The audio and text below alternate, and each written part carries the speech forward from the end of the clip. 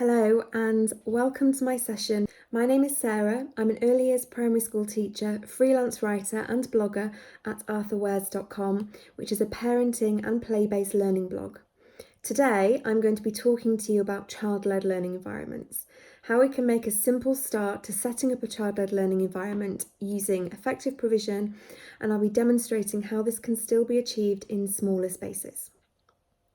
Achieving a child-led learning space is really important when you're trying to foster an independence in young children, giving them the tools to think freely, to inquire about things for themselves, question how things work, answer their own what-if questions by trying things out for themselves. We want children to be able to take the lead in their own learning, to choose and select the resources that they need to take an idea forward without always asking an adult how they can achieve a desired outcome. A child-led learning environment is not a space that's been set up by an adult with a single topic in mind, with every area linking to that topic with the intention of only teaching the children within that one idea. Children need to be able to own the space, and we should be entering their environment rather than the other way around. Every child has the ability to take their own learning in any direction that they choose. And as an educator, we do not want to be limiting a child's learning by expecting them to stick within the parameters and ideas that we have given to them. So rather than expecting a child to learn within a topic or within a box, we want to create children who are free thinkers, who are able to think outside that box, and they're able to make the connections with the things that we've taught them with their own ideas, and then test those ideas using freely available resources within the learning environment. A child-led learning environment will not only contain open-ended resources available for the children to choose and use wherever in the learning space that they desire, it will also have those resources available at child height, making sure that they're accessible and that the children are able to gain access to them freely without having to ask an adult for help. So in order for a child to take control of their learning, they need to be able to use the learning environment independently. A well-resourced, intelligently resourced learning environment does not have a queue of children waiting to be told what to do next.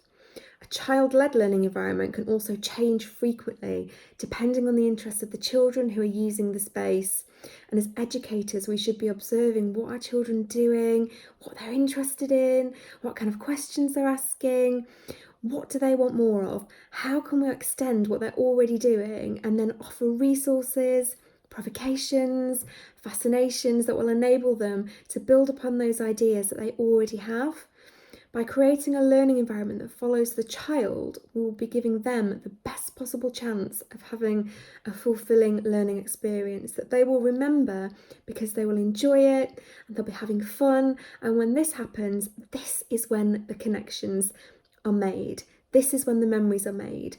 And a child who is excited to come and learn in your space, within your environment, which feels like their environment, is a child who is open to gaining knowledge to the best of their potential. They don't have to have a huge classroom that's filled with expensive resources in order to achieve a successful child-led learning environment. I'm going to talk you through some of the provision and the resources that I've set up in our playroom at home for my children so that you can see how you can make the most of the space that you have.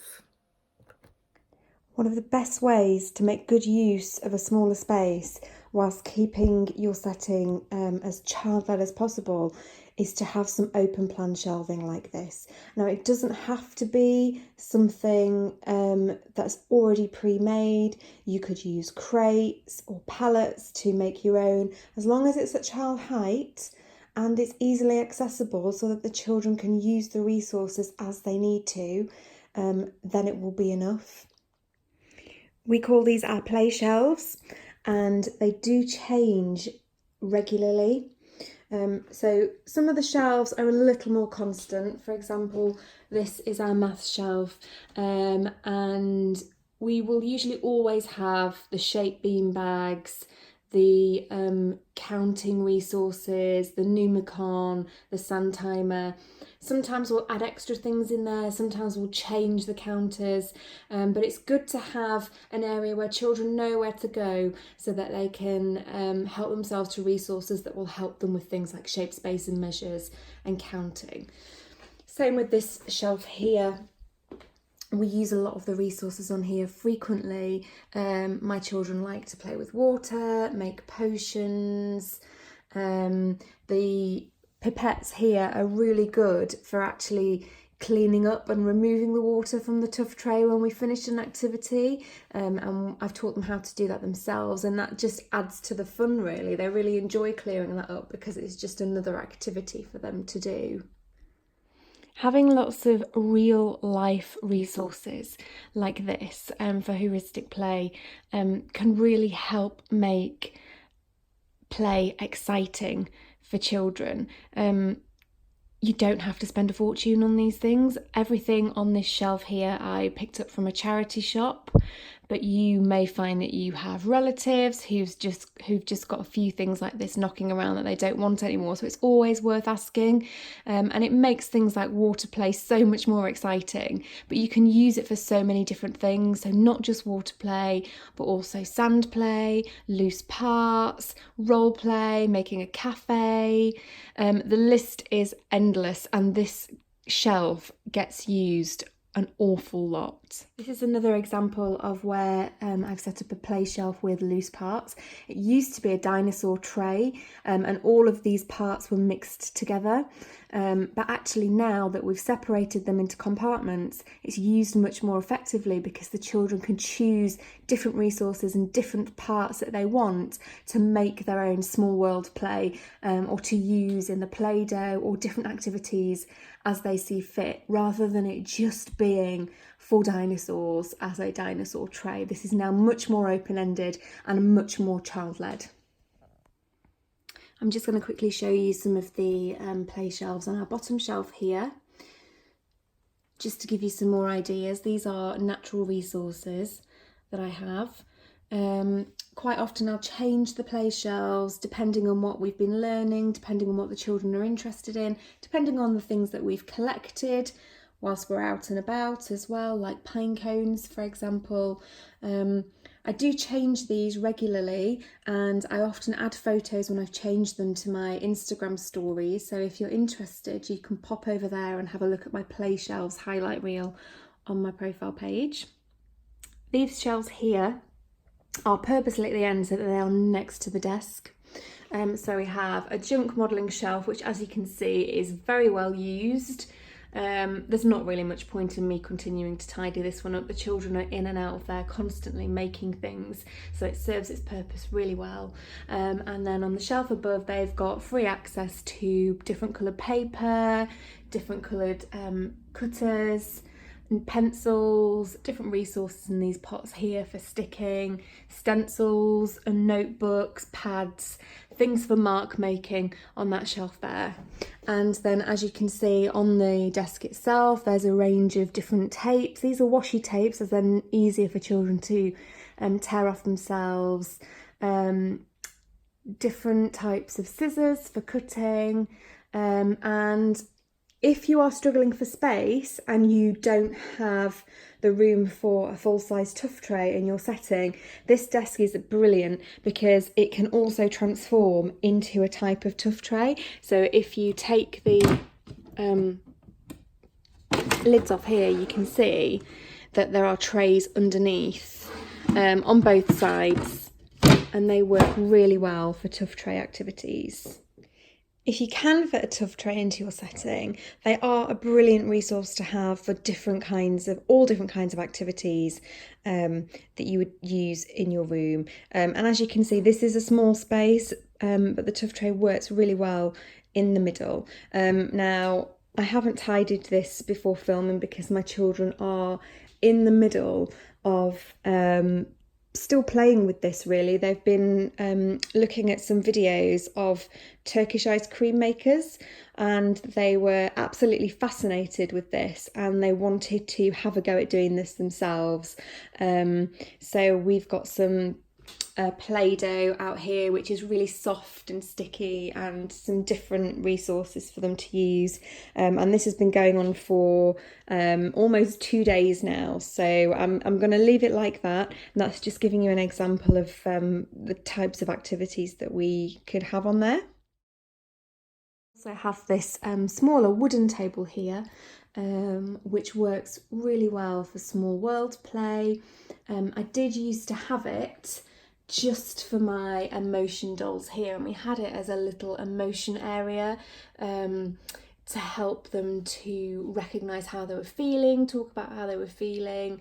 But now that we've kind of worked on that an awful lot, these dolls work just as well here, along with our number acorns and number pots, and having this as a separate small world area is proving really useful at the moment. And it's a nice little extra tough tray to have for non-messy activities. Having some sort of role play area is also a really good idea within your setting, because most children love to act out things that they do in real life. So for example, you can see here that we have a shop, which is also brilliant for introducing mathematical concepts.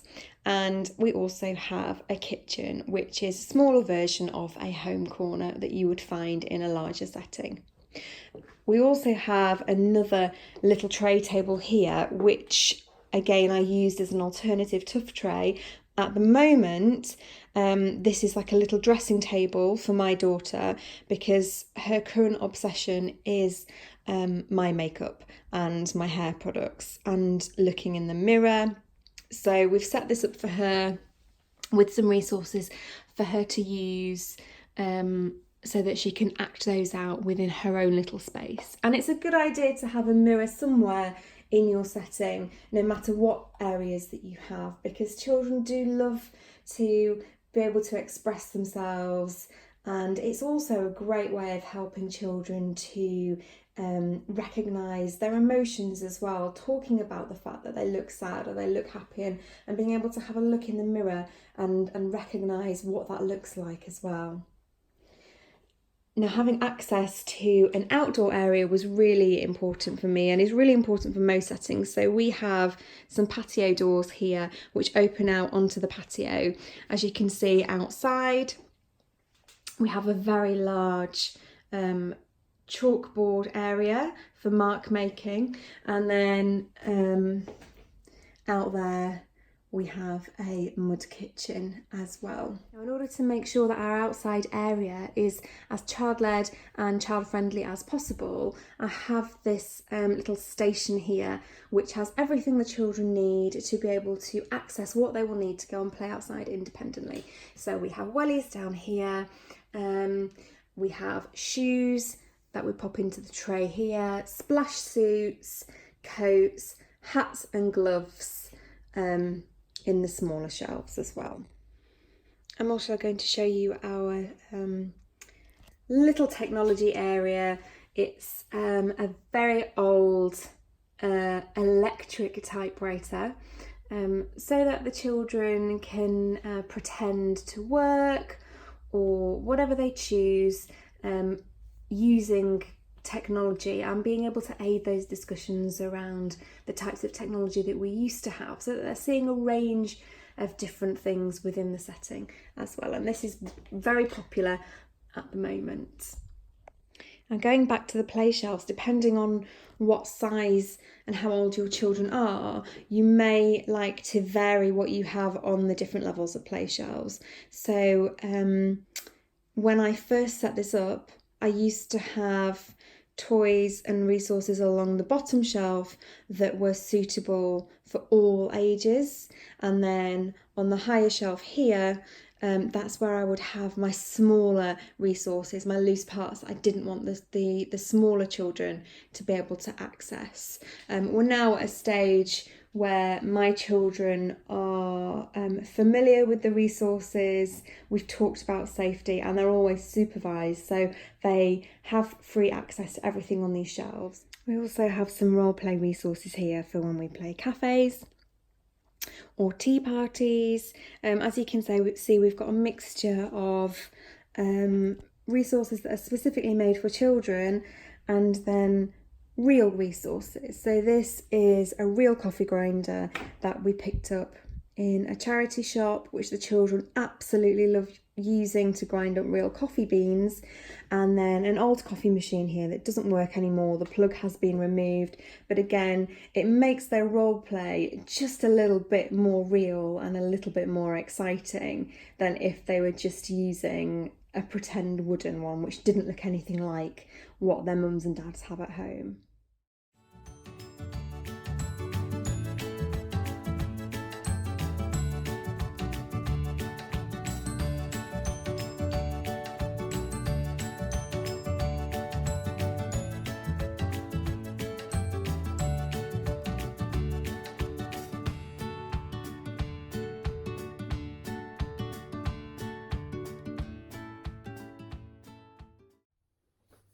Thanks for watching. I hope you found this video useful and that it has given you some good ideas and some inspiration to help you create your own child-led learning environment.